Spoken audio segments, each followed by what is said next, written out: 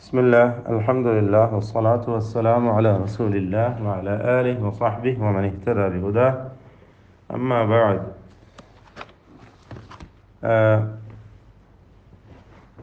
അക്ഷരങ്ങൾക്ക് നൽകപ്പെടുന്ന സിഫാത്ത് സ്വരവിശേഷണങ്ങൾ ഇതിലെ അവസാനത്തെ ഭാഗമായ അറദിയ്യത്തായ സിഫത്തുകൾ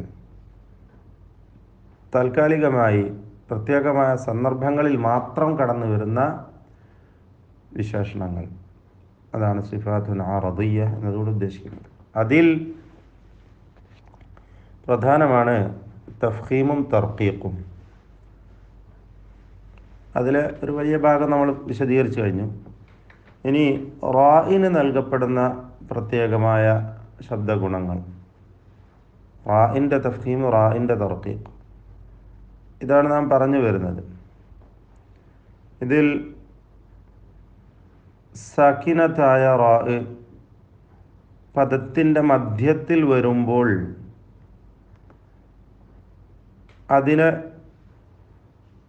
തഫ്ഖീം ചെയ്യേണ്ട നിബന്ധനകൾ, തർക്കീഖ് നമ്മൾ പറഞ്ഞു കഴിഞ്ഞു.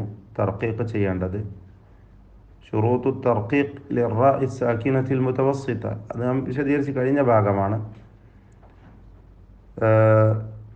പദത്തിൻ്റെ മധ്യത്തിൽ സുക്കൂൻ നൽകപ്പെട്ട റായിനെ തർക്കീഖ് ചെയ്ത് നേർപ്പിച്ചുച്ചരിക്കേണ്ടതിൻ്റെ 4 നിബന്ധനകൾ നാം മനസ്സിലാക്കി കഴിഞ്ഞു. ഇനി തഫ്ഖീം ചെയ്തുച്ചരിക്കേണ്ടതിൻ്റെ നിബന്ധനകൾ, ഇത് നാം മനസ്സിലാക്കാൻ നമ്മൾ മുമ്പൊരിക്കൽ ആ ഭാഗം പെട്ടെന്ന് സൂചിപ്പിച്ചു പോയതാണ് എന്നാണ് ഞാൻ ഓർക്കുന്നത്. ഒരിക്കൽ കൂടി നമുക്ക് ആ ഭാഗം വ്യക്തമായി മനസ്സിലാക്കാം.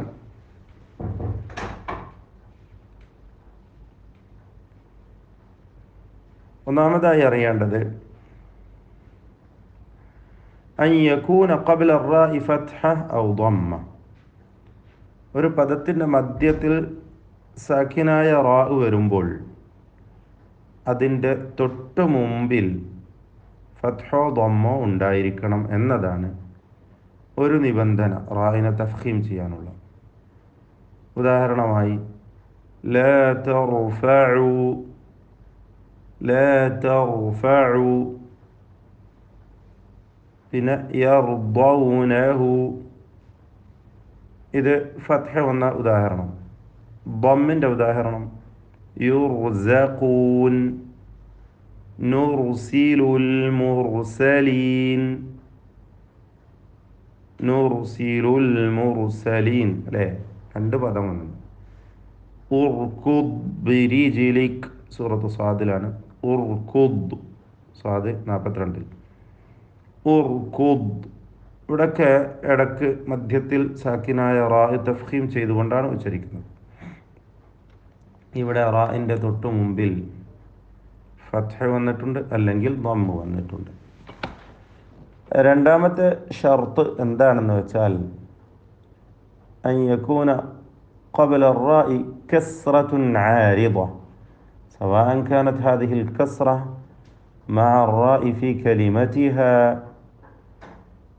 അം കാനത് മുൻഫസിലതൻ അൻഹാ. ഇതാണ് പ്രത്യേകം ശ്രദ്ധിക്കേണ്ടത്. താൽക്കാലികമായ പുതുതായി ഉണ്ടായിത്തീർന്നതായ കസ്ർ, അങ്ങനെയുള്ള കസ്റാണെങ്കിലും റായിനെ തഫ്ഖീം ചെയ്ത് തടിപ്പിച്ചുകൊണ്ട് ഓതുകയാണ് വേണ്ടത്. അതാണ് രണ്ടാമത്തെ നിബന്ധന. ഉദാഹരണം ഇർജിഉ, ഇർകഉ എന്നൊക്കെ പറയുന്നത് പോലെ ഒറ്റ പദമാണ്, പക്ഷെ ആ കസ്ർ എന്തല്ല, സ്ഥിരപ്പെട്ടതല്ല. ഇർജിഉ അവിടെ ചേർത്ത് ഓതുമ്പോൾ ആ കസ്ർ പോയി പോകും, അല്ലേ? ഇർജിഇ ഇലാ റബ്ബികി എന്ന് സൂറത്തുൽ ഫജ്റിലുണ്ട്. യാ അയ്യതുഹൻ നഫ്സുൽ മുത്മഇന്ന ഇർജിഇ ഇലാ റബ്ബികി, ആ റാഇ തഫ്ഖീം ചെയ്യാണ് വേണ്ടത്. ചേർത്ത് ഓതുകയാണെങ്കിൽ يا أيتها നഫ്സുൽ മുത്മഇന്നതു ഇർജിഇ ഇലാ റബ്ബിക്. അങ്ങനെയാണ് ചേർത്തോതുക. ആ കസ്ർ ഉണ്ടാവുകയില്ല. ഇനി മുൻഫസിലത്തായ കസ്റിൻ്റെ ഉദാഹരണമാണ് ഇനി റുത്തബിത്തും സൂറത്തു ത്വലാഖിൽ 4-ാമത്തെ വചനത്തിൽ ഇനി റുത്തബിത്തും. സൂറത്തു നൂർ 50-ൽ കാണാം അമിർതാബു അം ഇർതാബു എന്നാണ്. ഇൽത്തിഖാഉ സാക്കിനൈന് വേണ്ടി മീമിന് കസ്ർ കൊടുത്തു. എന്നുള്ള സാക്കിന മീമിനെ കസ്ര കൊടുത്തിട്ട് അമിർതാബു എന്ന് ഓതി. അപ്പോൾ ആ കസ്റും എന്താണ്? പുതിയ താൽക്കാലിക കസ്റാണ്, സ്ഥിരപ്പെട്ടതല്ല. അതും മുൻഫസിലത്തുമാണ്, ഒറ്റ പദമല്ല, വേർപിരിഞ്ഞു വന്ന പദമാണ്. സൂറത്തു ലിമനി റുത്തദ ലിമനി റുത്തദ എന്നൊക്കെ വന്നിട്ടുണ്ട്. ലിമനി റുത്തദ അതുപോലുള്ള പദങ്ങൾ വേറെയും ധാരാളം കാണാവുന്നതാണ്. وهذا الشرط مقابل للشرط الثاني من شروط الترقيق. തർക്കീഖിൻ്റെ രണ്ടാമത്തെ ഷർത്തായി പറഞ്ഞിട്ടുള്ളത് അസ്ലിയത്തായ കസ്റുണ്ടെങ്കിൽ തർക്കീഖ് ചെയ്യണം എന്നാണ്. ഫിർഔൻ, ഫിർദൗസ്, ഷിർക്ക്, ഇന്ന ഷിർക അല്ലേ, അതിൻ്റെ നേർ വിപരീതമായിക്കൊണ്ട് ഉള്ള നിബന്ധനയാണ് ഇവിടെ.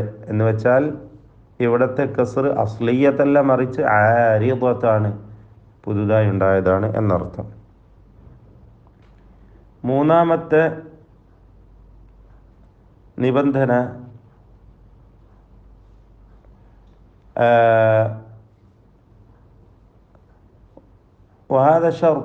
മൂന്നാമത്തെ നിബന്ധന എന്താണ്?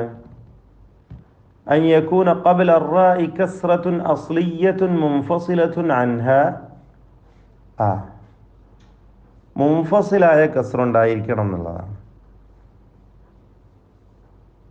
വേർപിരിഞ്ഞു വന്ന രണ്ട് പദത്തിൽ വന്ന എന്ത് കസ്റ്? മൂന്നാമത്തെ നിബന്ധന പറയുന്നത് സ്ഥിരപ്പെട്ട കസ്റാണ്, അസ്ലിയത്തായ കസ്റാണ്. പക്ഷെ എന്താണ്? പദത്തിൽ നിന്നും വേർപിരിഞ്ഞത്. ഏതുപോലെ? അല്ലദീ ഇർതദ എന്ന് പറയുന്നത് പോലെ.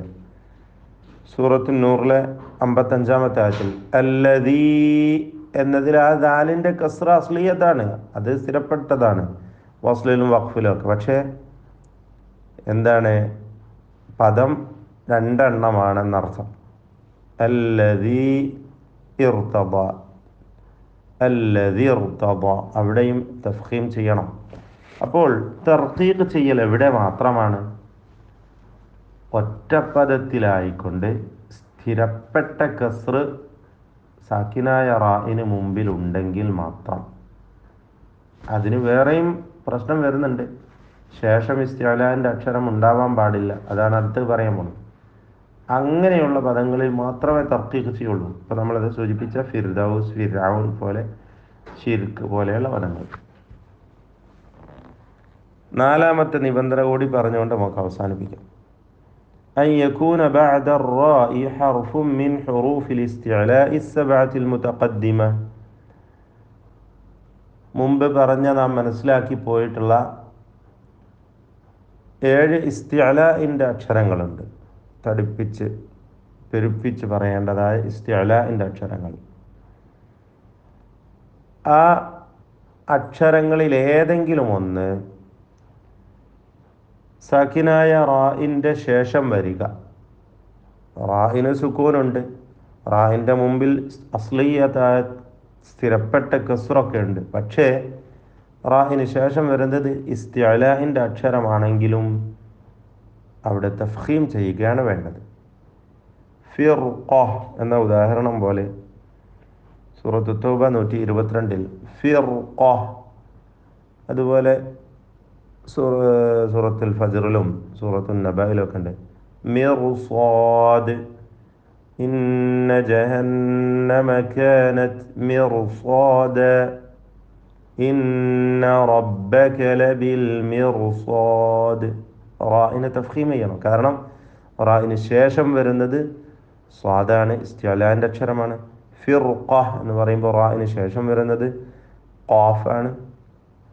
അതുപോലെ ഖിർത്താസ്, ഖിർത്താസ് എന്ന പദം, ഇതുപോലുള്ള പദങ്ങൾ വളരെ കുറവാണ്. താരതമ്യേന വളരെ കുറഞ്ഞ പദങ്ങളിൽ മാത്രമാണ് ഇങ്ങനെ റാഇന് സുക്കൂനും തൊട്ട് മുമ്പിൽ സ്ഥിരപ്പെട്ട കസ്റും എന്നാൽ ശേഷം ഇസ്തിഅലാഇൻ്റെ ഹർഫും വന്നിട്ടുള്ളത്.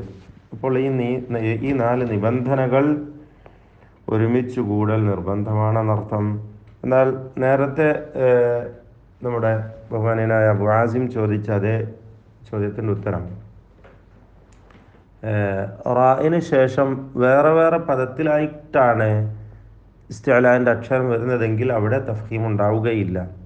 ഒറ്റ പദത്തിലായിക്കൊണ്ട് തന്നെ വരണം. മിർസാദ്, ഖിർത്താസ്, ഫിർഖ, അതൊക്കെ ഒറ്റ പദങ്ങളാണ്. എന്നാൽ ഫസ്ബിർ സ്വബ്റൻ ജമീല, ഫസ്ബിർ എന്ന റാ സാക്കിനായ റാ ആണ്. തൊട്ട് മുമ്പിൽ അസ്ലിയായ കസ്റുണ്ട്. പക്ഷേ ശേഷം സ്വാദ് സ്വബ്റൻ എന്ന ഇസ്തിഅലാൻ്റെ അക്ഷരം വന്നത് മറ്റൊരു പദത്തിലാണ്, വേർപിരിഞ്ഞു വന്ന മറ്റൊരു പദത്തിലാണ്. അൻസിർ ഖൗമക വലാ തുസഇർ ഖദ്ദക, ഇതൊക്കെ ഉദാഹരണങ്ങളാണ്. അവിടെയൊന്നും തഫ്ഖീം ഉണ്ടാവുകയില്ല, കാരണം വേറെ പദങ്ങളിലായതുകൊണ്ട്. ഇപ്പോൾ ചുരുക്കി പറഞ്ഞാൽ ഒറ്റ പദത്തിൽ വരണം എന്നതാണ് നാം മനസ്സിലാക്കേണ്ടത്. ബാറക്കല്ലാഹു ഫീക്കും.